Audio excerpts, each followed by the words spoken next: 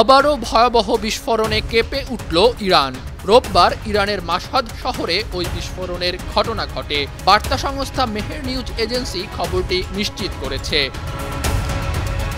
বিস্ফোরণটি মাশহাদ শহরের একটি মোটরসাইকেল কারখানায় ঘটে। এরপর সেখানে আগুন লাগার পর তা দ্রুত ছড়িয়ে পড়ে। ঘটনার পরপরই ফায়ার সার্ভিসের একাধিক দল ঘটনাস্থলে পাঠানো হয়েছে। আগুন নিয়ন্ত্রণে কাজ করছেন তারা।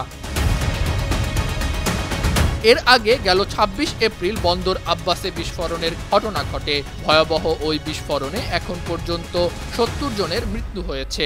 এছাড়া আহত হয়েছেন ৫ শতাধিক মানুষ।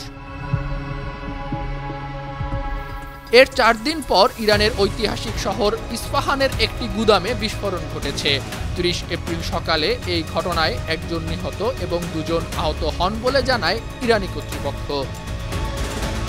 আন্তর্জাতিক ডেস্ক, বান টিভি।